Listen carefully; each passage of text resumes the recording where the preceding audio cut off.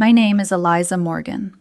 I was 34 years old when my younger sister decided that love was something you could revoke publicly, like a subscription. 3 years earlier, when Zara came out as transgender, I stood beside her without hesitation. I defended her in rooms she never entered, corrected people gently when they slipped, cut off friends who made jokes they thought were harmless.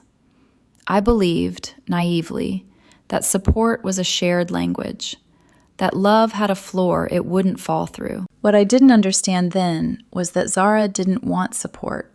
She wanted submission. At first, it looked like growing pains. Identity is fragile when it's new, and I gave her grace, a lot of it. I told myself anger was part of the process, that fear wears the mask of rage, that if I stayed steady, things would soften. They didn't. The first night I felt something shift was at 3:12 a.m., when Zara stormed into my parents' bedroom screaming. Our mother had been dreaming.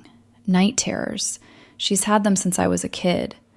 In her sleep, she'd whispered Zara's birth name. Not to anyone, not consciously. Just a ghost of memory passing through REM cycles. Zara heard it from the hallway. She tore the door open like it was a courtroom and she was the judge. "How dare you," she shouted, standing over our half-awake parents, "erase me like that." My father stood there in flannel pants, hands raised, apologizing to his daughter for something his wife had said while unconscious. I remember thinking how surreal it looked, like a play where everyone forgot their lines except the person shouting. That night ended with my mother crying and Zara posting about emotional violence inflicted by family members who refused to respect her existence. I said nothing. Silence felt safer. Then came our grandparents. Grandma Ruth is 86. Grandpa Joe survived Normandy. They don't understand everything, but they've spent their lives trying to understand people. When Grandma asked, gently, "Are you sure, sweetheart? It's such a big change." Zara exploded. She called them relics, said they were obsolete, told them the world would be better when people like them were gone. I watched my grandfather, who had buried friends at 19, wipe tears from his eyes with shaking hands. That was the moment I should have drawn a line. Instead, I told myself Zara was hurting, that trauma speaks ugly languages, that family means enduring discomfort. By the time she got my best friend Maya expelled from her support group for not suffering correctly, I was already exhausted. Maya had finally been approved for surgery. She shared her excitement during a meeting. Zara accused her of flaunting privilege. She rallied the group against her until they voted Maya out. I remember holding Maya while she cried on my couch, whispering, "I thought they were my family." I still didn't confront Zara because confrontation had consequences. The demands escalated. She expected rides on command, emergency salon appointments, outfit crises that apparently outweighed jobs, plans, lives.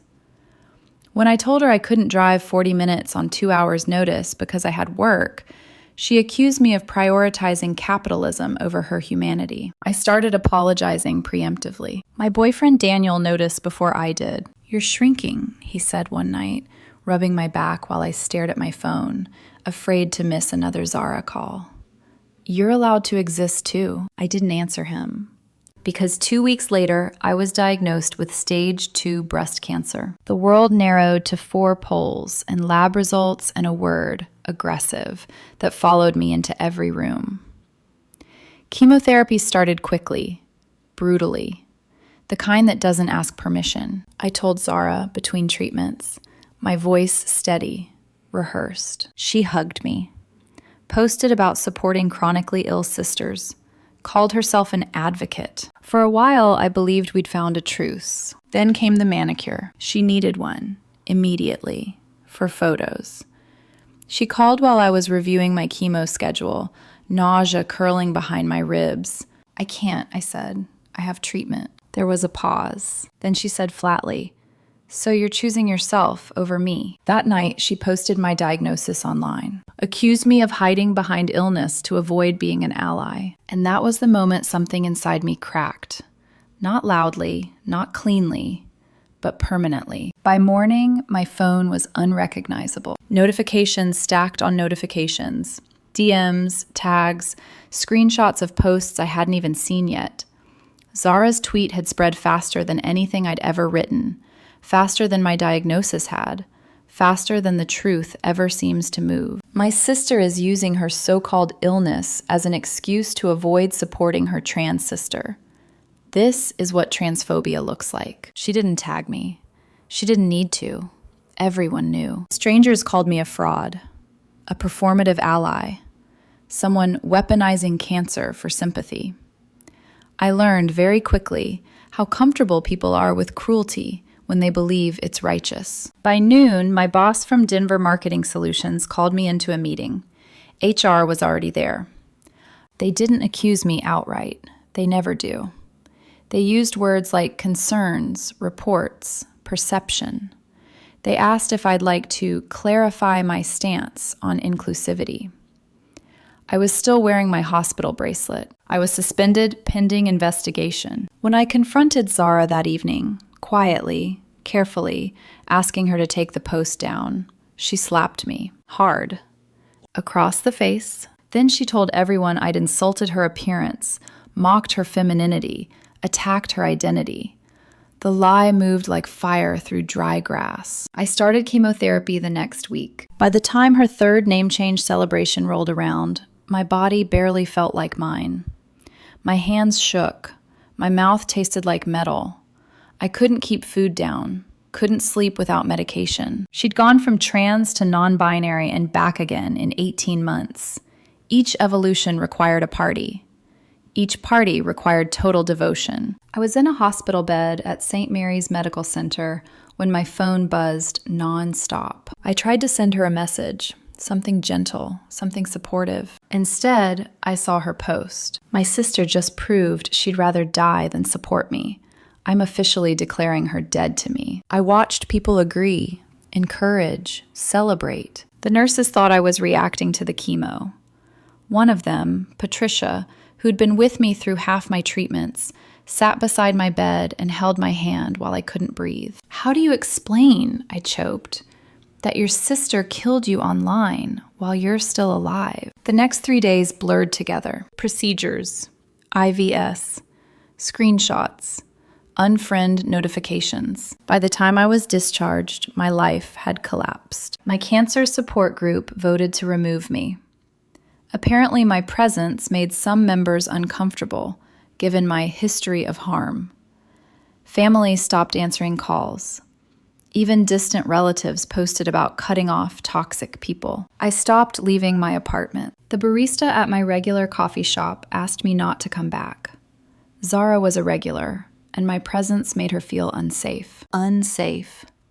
I spent 2 weeks ordering groceries online and wondering how people disappear without ever moving. Then something shifted. Anger, finally. If Zara wanted me dead, maybe it was time to show everyone what a ghost could do. Anger is quieter than people think. It doesn't explode right away. It settles. It waits. It sharpens. Mine arrived one morning while I was sitting on my bathroom floor, wrapped in a towel I didn't have the energy to hang up, staring at my reflection like it belonged to someone else. My hair had started coming out in clumps. Not the dramatic movie kind, just strands on the pillow, in the sink, on my fingers when I touched my scalp too hard. I looked sick, undeniably sick. And yet, the world had decided I was the villain. Daniel sat with me on the floor that morning. He didn't try to fix anything. He just said, "You're not crazy. This isn't normal. And none of this is your fault." It was the first time in weeks I felt anchored, but even Daniel couldn't stop the slow erosion. Friends I'd known for years stopped replying. People I'd celebrated birthdays with, who'd eaten at my table, who'd hugged me after my diagnosis, gone. Some blocked me, some left me on red. Silence became its own verdict. I checked my email one afternoon and saw a message from my oncologist's office asking if I'd like to transfer support resources, since there had been concerns raised about my social environment. That's how far it had gone. Zara hadn't just erased me socially. She'd poisoned the context around my illness. I started noticing the way people looked at me when I did go out. A glance held too long. Averted eyes. Whispers I couldn't quite hear, but felt anyway. I'd walk into a grocery store and feel like I'd brought something contagious with me. Not cancer, but controversy. I replayed everything in my head, over and over. Every moment I'd stayed silent. Every time I'd absorbed something that should have been confronted. I wondered if this was punishment for cowardice, for thinking endurance was the same as love. One afternoon, while scrolling through Zara's social media, something I told myself I wouldn't do, but still did. I saw it. A post about her 4th celebration. A new name. Again. A rebirth. She'd booked the grand ballroom at the Riverside Event Center. She was counting down the days like it was a coronation. She looked radiant in the photos, surrounded, supported, alive. I stared at the screen until my hands stopped shaking. That's when the idea came, not as rage, but as clarity. If Zara wanted me dead, what did death actually look like? It looked like silence, erasure, absence. And I realized something that made my chest tighten with something dangerously close to relief. She'd already buried me. So what would happen if I let people see the grave? The planning didn't feel manic. It felt methodical, calm, like scheduling treatment appointments, like survival. I waited until my next chemo session. Tuesday mornings had become routine. Sat in the familiar recliner with poison dripping into my veins and made the first call. I used Zara's voice, soft, shaken, grieving. I need to cancel my event, I told the coordinator. There's been a death in the family. My sister, she didn't make it. The woman on the phone, Sandra, was kind, sympathetic. She didn't question it. She offered condolences, said family comes first. An hour later, I called back as myself. There'd been a cancellation, she said. The grand ballroom was available. I just finished my final round of chemotherapy, I said. My family wants to celebrate. She sounded genuinely happy for me. I booked it. That night, I sat at my kitchen table, surrounded by hospital bracelets, appointment cards, photos I hadn't looked at in months. Before, during, after. I laid them out like evidence, not angrily, carefully. I realized something else then. I didn't need to lie. The truth, presented calmly, completely, would do far more damage than any accusation ever could. Over the next week, I prepared like I was producing a show. I printed photos, created timelines, matched dates. Every event I'd missed lined up perfectly with treatments, surgeries, recovery days. I kept Zara's post, the one where she declared me dead, saved and time-stamped. I ordered catering, a cake, simple, elegant. I sent invitations to everyone. I didn't mention Zara. I didn't mention conflict. Just this. Join me in celebrating surviving cancer. Saturday, 7 p.m., Grand Ballroom, Riverside Event Center. No gifts, just your presence. Then I waited. Saturday came with perfect weather. I dressed slowly, intentionally. A soft sundress that didn't hide my port, minimal makeup. My hospital bracelet stayed on. I arrived early. The ballroom transformed into a timeline of my life, my fight, while staff moved around quietly, unaware they were helping set a reckoning. At 7 p.m., the doors opened, and the confusion began. The first guests arrived in clusters, dressed for a celebration that wasn't mine. Sequins, heels, carefully chosen outfits meant for photos and applause. They stopped just inside the doors, expressions flickering from excitement to confusion as they took in the room. The long wall covered in photographs, the quiet elegance, the banner suspended above the dance floor. Life is precious, celebrating Eliza's recovery. I watched it register in real time. Is this Zara's party? Someone whispered. I stepped forward before the questions could turn sharp. Oh, I said gently, like I just realized something unfortunate. I'm so sorry. I didn't know Zara was planning something tonight.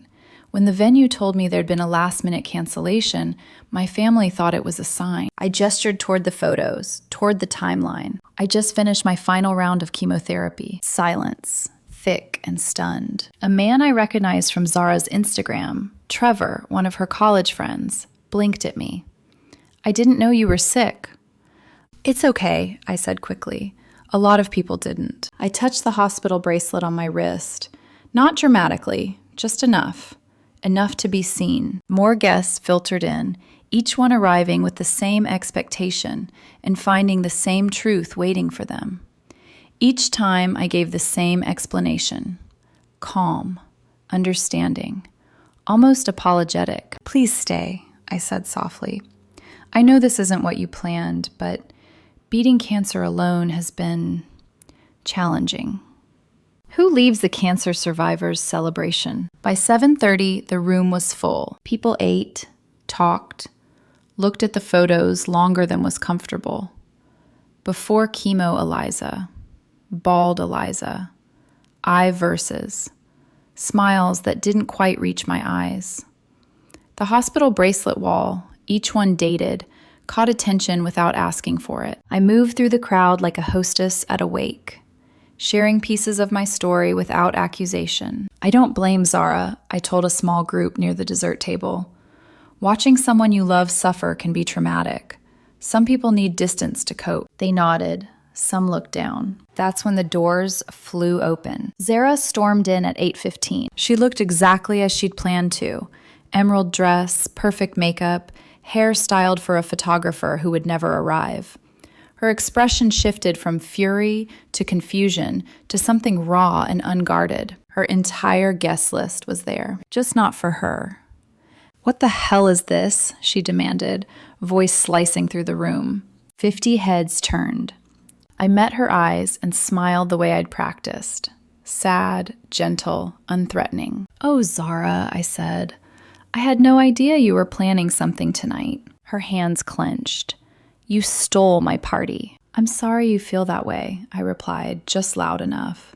"I know this must be hard. Seeing me sick.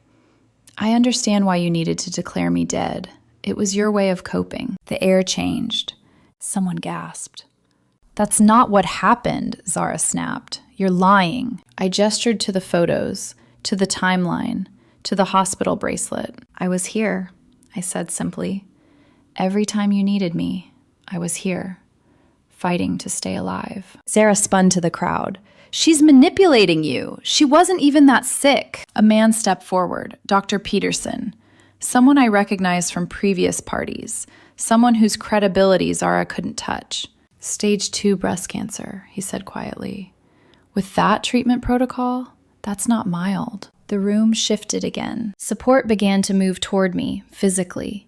Apologies whispered, hands on my arm, people asking how I'd managed alone. Zara tried to regain control, voice rising, story unraveling. "She chose chemo over supporting me," she shouted. A pause. "Supporting you how?" someone asked. The trap closed. "She wouldn't drive me places," Zara said. "She said treatment was more important." No one spoke for a long moment. Then someone said softly, "You declared her dead?